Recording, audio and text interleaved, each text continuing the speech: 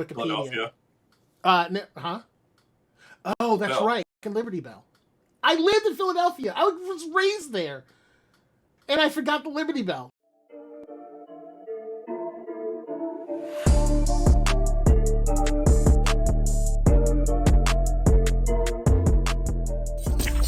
Hello and welcome back to the Breakdown Podcast YouTube channel. My name's Corey, and once again, to help me break down the latest episode of The Masked Singer, it's Vic. What's going on, everybody? Welcome back to this episode.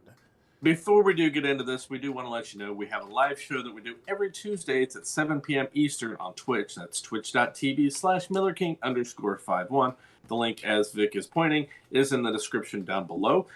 Just swing on by there, hit Vic with a follow, and every Tuesday come by and talk with us. And we're currently talking about Cobra Kai as well as The Flash. The Yikes. But shortly we'll be talking about Moon Knight. So swing by. We hope to see you there. If you can't check that out, the audio version is available on Apple Podcast as well as Spotify. So Vic, without further ado, let's break it down. So, this week's episode of The Masked Singer had not a lot going on aside from the competition. They did a couple clues, added a couple things in, but they changed the format on us. And now instead of like going through and doing all of the different singers, they seem to be just doing this set of singers as Group A. And they're just going through like that Group A. Until I think they get down to the last one, and then I feel like they're going to move on to the next set and work them down and just whittle them all down until they have a full thing. But what this seems like is they're trying to extend the season.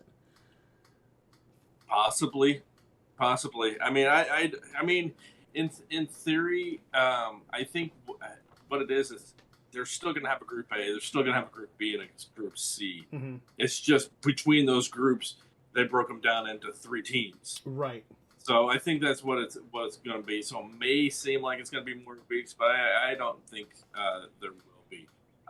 The one thing that I did notice with this episode, because we are continuing from last episode, was a lack of clues. Mm-hmm. It started out, I didn't realize it with the first one because we had Firefly come out first. Right. And they kind of did a little recap of what happened in the previous episode, but they didn't explain it. I thought for sure that they would explain it. Sure. They never did. And then they go right into her song. And it's like, and it didn't occur to me until after she sang, and we had, I forget who was next. I think it was Cyclops may have been next, that there was no clue package. I was like, wait a minute, there wasn't for her either. So, but you tell me right before we start recording that you found a video that was put out that has a ton of clues. Right. Well, it's not that they have new clues. It's just that they put all of the clues that they've given into this kind of like a format that lets you like see what the clues are. But the clues haven't changed very much. They're basically just doing this thing where they come out, they sing, then they do like a thing like where they're like, oh well, this is the mega clue. And that's the one clue they're adding for that episode. So the first episode, we got a bank of clues for them, and that's what I have is like the bank of clues. And then at the end of this at the end of their performance, they're like, "Here's our mega clue, or our our friend clue, or whatever, our BFF clue, whatever it is." But they just did that at the end as an added clue to what we already have. So I think each week they're going to keep updating that and just adding the 1 or 2 clues that they put into the mix after each performance. So that I think that like the idea maybe is we realize how many of the clues are actual red herrings. And I think the viewer base is kind of getting tired of dealing with red herrings. So now they're like, okay, well, we won't give you red herrings. We'll just make the clues a little more obscure and give you less of them. Which I'm okay with because it does actually, like, I had to whip out my detective mask this week. And I pulled my best Batman, and I found a lot of answers to these clues. And I have some pretty solid guesses as to who these people are this week. All right, well, we'll start with Firefly. She, like I said, she came out first. Yep. And no. Hold on. We have to talk about the special guest. Oh yes. Like Yes. We did have a. Fox is literally just pimping their shows They on always have. this show to the extreme, though, because like the way they did it this week was like, oh, we're gonna bring this person in, and his mask is a domino.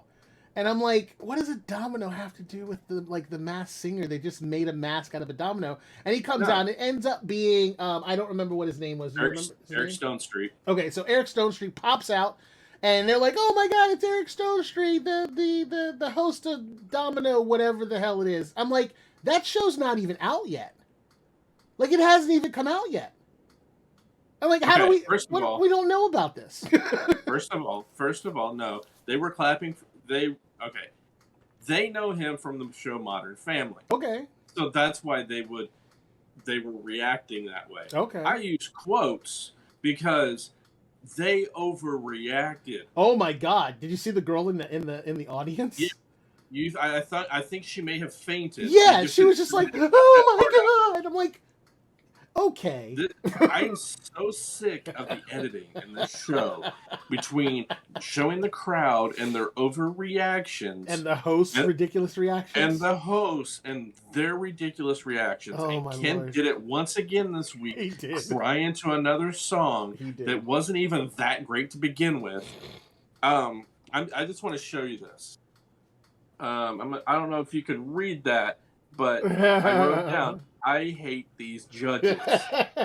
What's really funny is you and I are doing the same exact thing. Like, this is my notes for like each color is a different episode. So like there is a road. If you look, there's a little road map on there that shows like my endeavors to find these guys. Like, this week is in pink. The first week was in blue.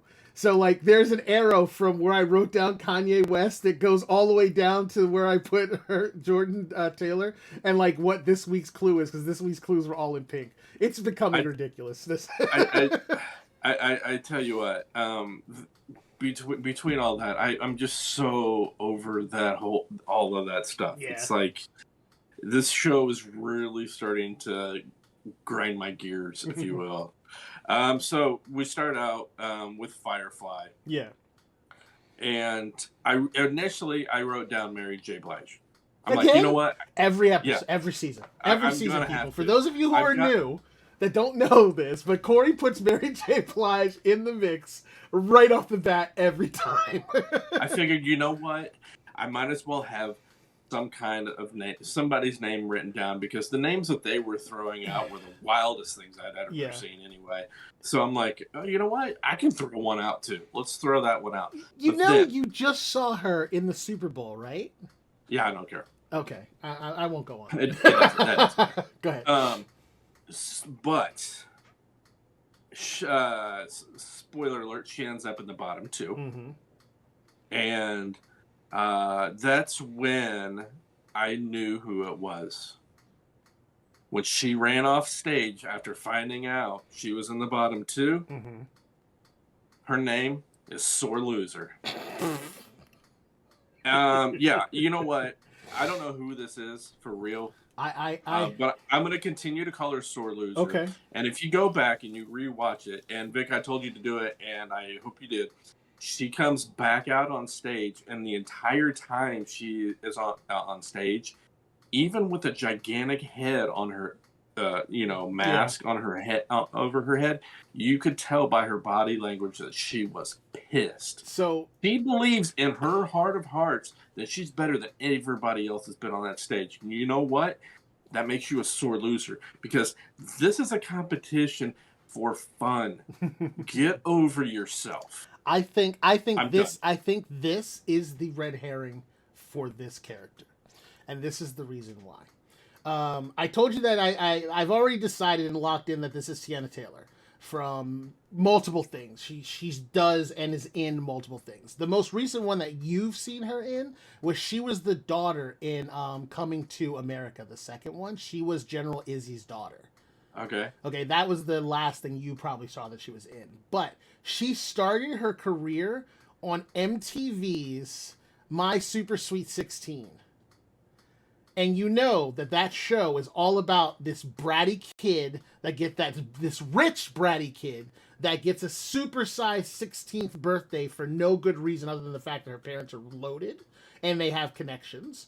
And in those episodes, they try to make sure that the person that's in it is being as bratty and as catty as possible when they get their party. And like, you know what I mean? Like was the Wedding Monster Mom or whatever those shows are, you know what I mean?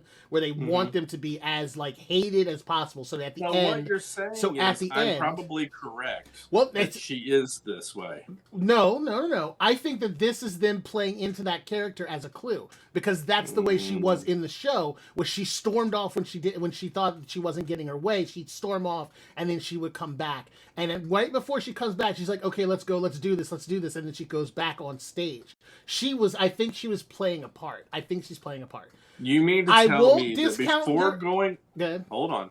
You mean to tell me before going out there on stage and before them announcing this, they told her, "Hey, if you're in the bottom 2, storm off." Yes. Because here's the other thing: the bottom 2 isn't the bottom 2.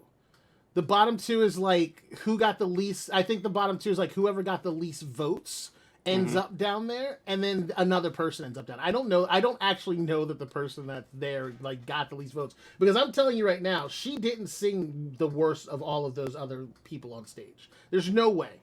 There's just no way. I don't see it. Now, mind you, I don't think that she's actually singing to full because I think there's something wrong with her. Like, I think she's sick or something is weird because, like, she's not even, like, halfway singing how I know if this is the right person that she normally sings. So it doesn't make a whole lot of sense of what's going on with her performances at all. So I think that, and that's why I think it might be something that's being staged, which is kind of disingenuous and shitty of the show to do to us if that's what they're doing. But I think that might be the second option to your she's a sore loser. But I won't discount your she's a sore loser. But do you have any other clues on her? Because I have a bunch. No, okay. I've got it. So this week the mega clue for her was a puzzle that the guys came out with, and they put it together, and it was Pharrell Williams. Okay. And as we all know, everyone's worked with Pharrell as everyone in the music industry has worked with Pharrell at some point. It's just a thing. Like, he's one of the greatest producers out there, so people have worked with him. But said that Pharrell was was the biggest impact on her career. When she signed her first record deal, it was with Pharrell's company. That's Tiana Taylor. It's super, super simple. Then when she left his company, she went under Kanye's label. And under Kanye's label, the first thing she did was the Fade video, which was one of the clues in her package, was the word fade in the background. Plus her fade to fit line, which equals into my first guest from last week. She has a connection to Tyler Perry because she's in the Medea movies.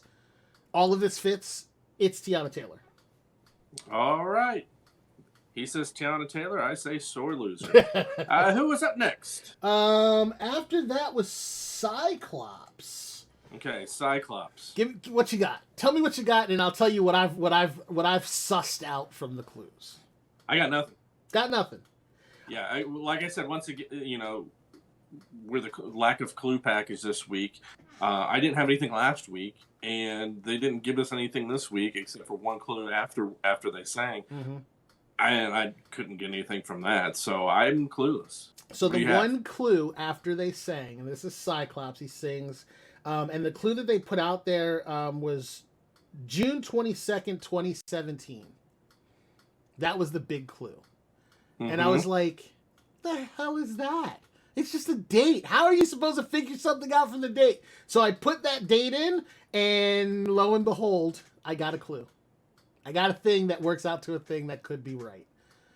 All right. I'm not locking this in because I am not 100% confident yet. But here's how this plays out. So that clue, as soon as you put that into Google, that particular clue pops up a couple things. But one of the main things that pops up is Corey Feldman. A bunch of articles about Masked Singer, right? It's for the most part. But no, at that point, because I did it while I was watching it, and I was watching it like literally the day after. But I put in just the date. I didn't put in Masked Singer or anything else, but it pops up with a YouTube video, a couple of YouTube videos, and it's of Corey Feldman on the Today Show, and it was his grand. For a business, it would be the grand reopening. So this is like the grand reopening of his career, in which he came back with an album, and he has these girls all dressed up as angels. It's his angels. Yeah, and I was like, dude is really trying to become like Rick Aston or something. Or Hugh Hefner or something. I don't know. But whatever the storyline is, these girls apparently travel and do tours with him, obviously, because he's doing tours. And they all live with him, apparently, and he's trying to help these girls better their lives through music. Like, okay. He is creepy as shit at this point. Like, he's got this hood on. Like, I'll show you. No. Hold on. Here, I'm going to stop you. Okay. You don't have to do that. I'm well aware of seen this. Feldman's current music. Okay, you've seen this. You've seen the hood. Okay. All right. As long as you know. I saw that performance shortly after it happened. Oh, really? The next day. And I was dying laughing because it was so damn funny. It's so bad. And I'm going to tell you what. He just recently released a new song. I'd suggest go YouTube and that sometime. Oh no! Because it's something to see, and I would say watch the music video over. I think there's a live version that he did on some show. But he's like, how old is he? He's got to be. He's minimum our age, right? I didn't remember the look. He's probably 49 or 50 by now. Okay, so he's a 50-year-old man who is trying to pop, lock, and stop his way through. I don't know what the music is. I think it's considered EDM at this point, kind of. Electronic dance music. I'm not sure, but either way, this led me to him. He thinks he can dance like Michael did, and there's no way. When he was younger, he did. He pulled it off. He still tries to do that. But now I don't think it's a thing. He still thinks he can. I saw him doing dances from Fortnite, though, so, like, we got a problem. Okay, so here's how this... Once I got Corey Feldman, then I start looking at Cyclops's current clues, right? One of them was someone sleeping in a bed, and I was like, did he ever have a story where he slept in Michael Jackson's bed? I couldn't find anything. That was my first thing, because I was like, it's got to have something to do with Michael Jackson. There's no way that they would use that as a clue. I'm telling you. It could have been like he slept. Really I'm talking about like there is an article about someone going to Michael's house and getting to sleep in his oxygen chamber thing, like a kid that did that. So like it's a thing that has happened. So I was like, maybe that was him. I just don't remember, but I couldn't find anything that backed it up. There was a pink teddy bear that looks like Miss Teddy Bear from the Cuddlies. And I was like, why does he have a pink teddy bear? But then I realized it looks like the pink teddy bear from the Cuddlies. But he was in Bad News Bears. Yes. So there's a connection there, right? There was a treasure map on there. He was in Goonies, right? Yes. So there's a connection there. I still can't figure out what South by Southeast means on the compass. But then when you get to the turtle in the fishbowl, he was Donatello in the Ninja Turtles. He played Donatello in the Ninja Turtles, and that turtle was in a fishbowl when they dropped it and ended up in the sewer. So that connects him as well. So, though I am not going to lock this in yet, I'm still not 100% positive. I'm pretty sure that Cyclops is Corey Feldman. Yeah, you shouldn't lock that in because whoever Cyclops is, it does not sound like Corey Feldman, and Corey Feldman will not let himself sing like anybody other than Corey Feldman. Therefore, I'm gonna be able to tell if that's Corey Feldman singing or not, and because I've in all honesty, jokes aside, yes, I have listened to his songs more than once. Yeah. So, at some point, I'm gonna hold you to that statement too. I don't know how. I don't know how. I don't know when, but it's gonna come back on you. I'm openly admitting I've listened to them because I think they're funny.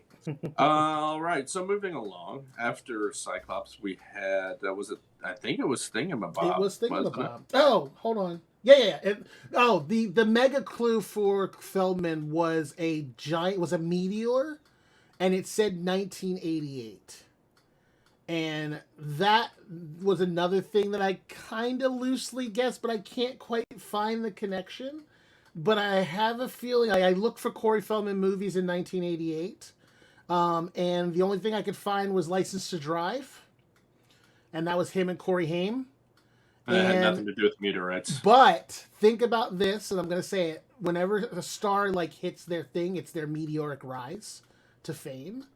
So that was years after he got his rise. But the two of them together, I think that was the first movie was that the first movie the two of them did together as a team, and then didn't do movies apart from each other for the rest of their career. I'm not sure if Dream a Little Dream was before that or not. Okay, well you're the cinemaphile, so I will defer to your knowledge on it. But that's the only thing I could think of. Maybe that's what it was. But just going off of a metaphor about a meteor, that's what I got. I got a slight connection to the two Corys for obvious reasons. It's a thing. I mean, that's all I got. But so after that we go into Thingamabob. Thingamabob is currently my favorite one. And I don't know why. I just like that. And I don't know, I'm not necessarily that it's the person, but I like the costume. It's my favorite costume right now. Oh, okay. So it's kind of like this gremlin-y looking thing, but it's supposed to be cuddly. So I don't know. It's my favorite one right now. There's no sense in trying to make sense of their. It's just choices. the one that I have decided is my favorite costume for the season. I'm gonna stick to that. But I do have some really good ideas. And prior to this, I had no effing clue as to who this could have been. The same with what's his name. But once you start getting into the things, you start looking at stuff, you can start figuring out what's going on here. And his is actually pretty easy once I figured out one set of clues. Okay. And it's simply because what's her name said something about Hotel California, because he had the little keychain that said Hotel California, and I'm like, oh, that's the Eagles. And it kind of brushed off the first week when they first said it. I didn't think about it. I was like, well, Hotel California, okay, maybe this person's from California, or maybe it has something to do with the Eagles. So I looked up the Eagles band. Wait, was this a clue package for Ram or for Thingamabob? No, it was Thingamabob. Okay. Thingamabob had a Hotel Just California. making sure. I looked up the band members of Hotel California, and nothing fits. There's nothing that connects them to Thingamabob in any way, shape, or form. None of they're all old white guys that would not fill out that suit at all, because dude is as thick as he is as tall. So he is definitely an athlete of some sort. So then I was like, okay, I need to switch gears to athletes. It's got to be an athlete of some sort. So then I started looking up athletes. And obviously that is a stupid thing to do. You can't, I put in 6'8" athletes, 6'9" athletes, because dude is tall. Yeah. And I was like, you get every basketball player out there that fits that mold. I was like, okay, but it's not a basketball player, because that frame is not playing basketball. That's a football player. So then I was like, okay, football players that meet that. And then someone said, I can't remember who it was, someone said something about Eagles again. And I was like, oh, I'm a frippin' idiot. Hotel California was performed by the Eagles. There is an eagle at the end of that clue package flying through the scene. And then you had the bulldog pop out, and he's holding a tackle box. And I'm like, he's a football player. He's a tackle. He probably plays for the Eagles. So I looked up the Eagles. I found two people in the Eagles lineup that could be, that are the right size. But there's only one that's the right height. And that's Jordan Mailata. Is it Mailata? Milano. I don't know. Never heard of him. He's number 68. He's number 68 on the Eagles. He's the left tackle for the Eagles. So that covers the tackle box, right? He plays for the Eagles. That covers Hotel California and the Eagles. Who's the other tackle? What was his... Did I write his name down? I thought I put it in the notes. And usually they have more than two. They do, but he is their backup left tackle. He's their backup right tackle as well. He's the starter and he's the backup. And then there's another dude. I don't have his name written down. I can get it for you next week. Because I wonder if I would have recognized that name. Maybe. I want to say it starts with an L, but I can't remember. Larry. Exactly. Anyway, moving on with my clue dysfunction. So if you combine Eagles with that, I couldn't find anything about like there wasn't anything like there was a bell. I didn't quite get that. But then I looked up the two guys on Wikipedia. Philadelphia. Oh, that's Bell. right, the fucking Liberty Bell. I lived in Philadelphia. I was raised there. And I forgot the Liberty Bell. That's the bell on the freaking money thing when they were putting the money in for the coffee. Jake, I haven't even been farther in Ohio like that. I don't know why that didn't. I don't. Anyway, I lose some Philly points there, but yeah. So the Liberty Bell, that makes even more sense for Philadelphia. So this even pushes into my thing. Thank you very much. Good job.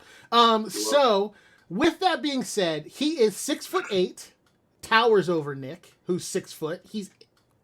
That's how. Look, it's just bottom line. He's huge. He's a defensive tackle. That's the tackle box. The Bulldog, if you go into his Wikipedia, he played rugby. He's from Australia. Originally, he's of New Zealand descent. But he played rugby in Australia, and the first team he played for was the Bulldogs. So that's why Nick's Bulldog outfit fits into this character reference, right? And then, which I read his story. Actually, he's like he played rugby and he went on, and it's called the International Football Track or something. I never knew about this, but apparently you can play other sports in other countries, and you can be recruited from like rugby teams and stuff like that by the NFL to get into this program to get brought over here to play for the NFL, and that's what he did. So this is very much him. At the end, his mega clue, he's like, I forgot my trident at home, but something or another. I can't remember exactly what the wordings was. Let me guess. His cousin is Jason Momoa. But of course, that's the first thing they did was brought up Jason Momoa, right? It's like, well, that has nothing to do with him being Jason Momoa. It has to do with him being from New Zealand, being of Maori descent.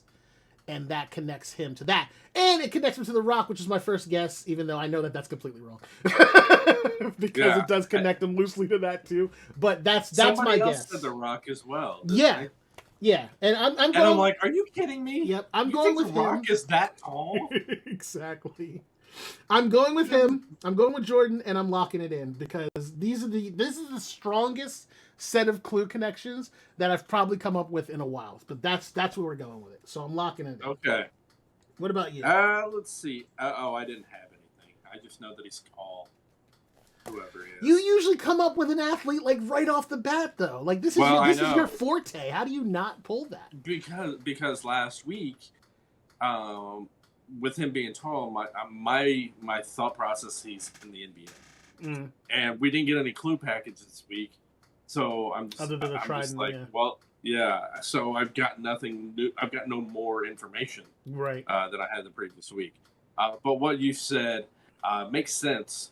So especially since I'm not the guy that knows who football players are. Hell, you didn't even know the Liberty Bell was in Philadelphia. Look, that was a simple slip of the memory. That has nothing to do with the fact. Considering that I know plenty about Philadelphia, like that was just a slip. But I don't know a whole lot about individual players on teams. Like I watch football, I love football, I played football. But I'm not the guy who can tell you, hey, this guy plays for this team and went to this team and is making $48 million as a guaranteed signing bonus. Like, I'm not that guy.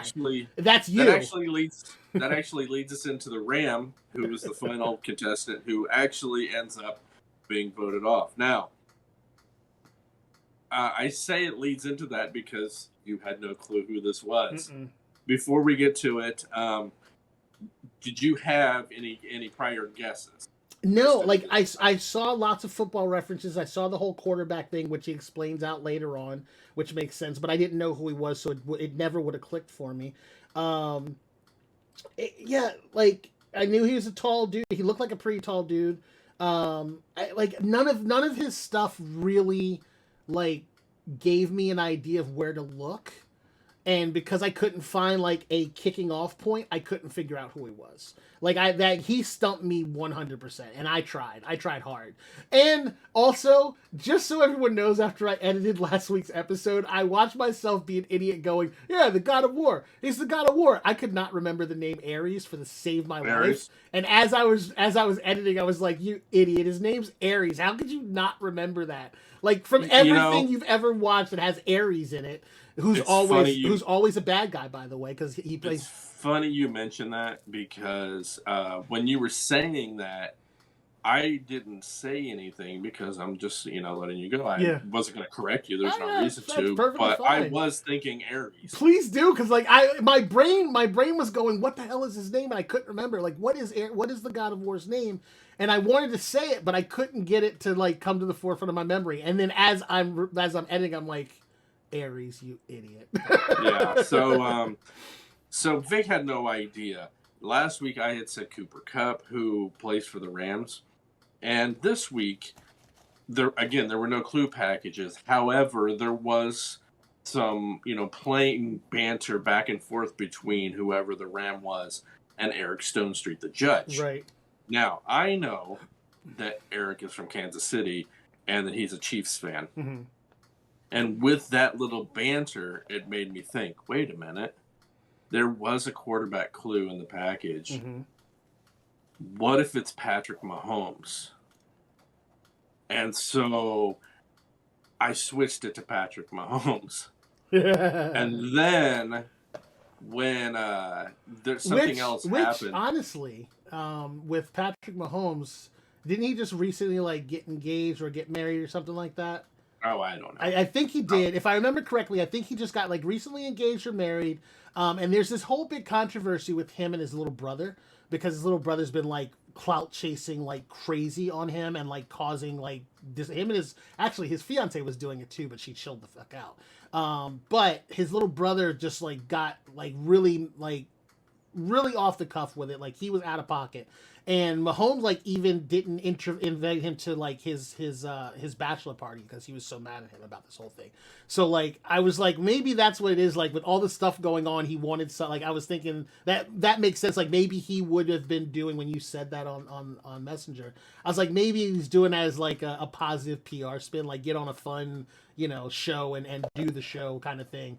But then I was wrong. But then there were some things that were said later that made me, because I think I was reminded by some of the other clues, mm-hmm. and I was like, no, that ain't him. So I went back to Cooper Kupp. Mm-hmm.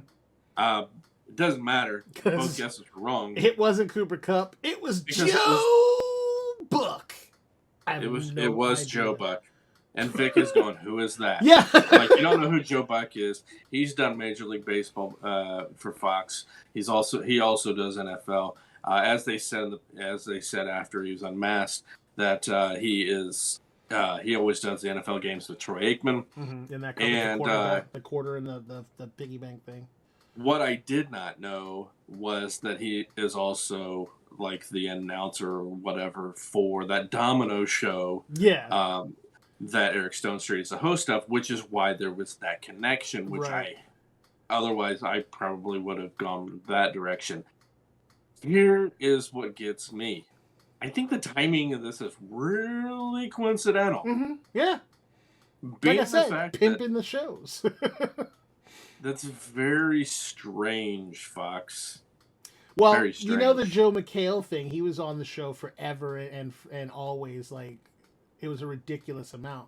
And part of the reason behind that was because it was one of the judges on the show that him and Ken were doing together. Mm-hmm. So I was like, okay, you're just going too much. It's too much. You need. Well, yeah. I mean, of course you're going to have your interpromotional stuff. I get that. Right. I just think it's ironic that the host of this new show that you're promoting is coming on as a guest judge.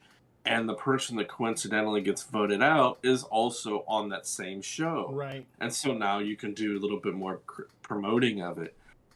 Very strange. Very strange. Yeah. But, you know, again, it's technically, I guess it's for fun.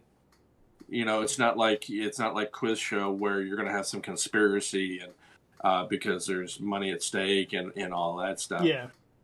But you are deceiving the public. Yeah. So, and that's the thing. Like they had him on. I'm there. not saying it is. I'm just saying it's coincidental. It's very possible that they didn't tell him who it was going to be, but they obviously invited him on because they knew that Joe Buck was the Ram. So they're like, well, let's invite him on and see if he can figure out who it is. And it's possible, and I'm playing devil's advocate, that they're like, hey, we want you to be on this episode. And that episode just happened to be the one where Joe Buck gets voted out. And then that whole interaction, because that whole interaction wouldn't have meant anything if he hadn't have been voted out. So if he had have made it to the next episode, like, dude would have been gone, Stone Tree would have been gone, and he would have been through, and then they would be like, oh my god, he was right the whole time when we made that guess about him. But he got voted out, so it worked out. So I'm going to play devil's advocate and say that they put him in on the hopes that he would have a good interaction with him, knowing that, to see if he picked up any of the clues that the dude was kicking off, like the whole kicking back to him thing. Maybe.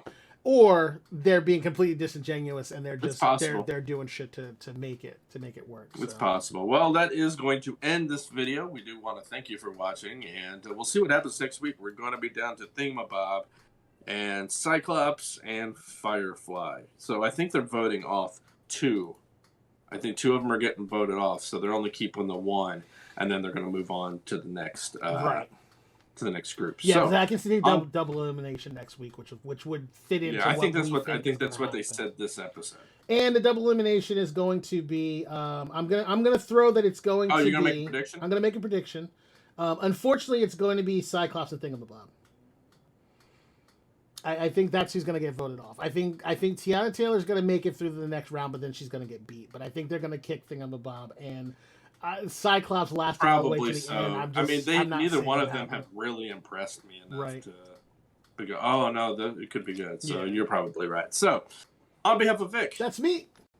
I'm Corey. Thanks for watching. We'll talk to you next time. See ya.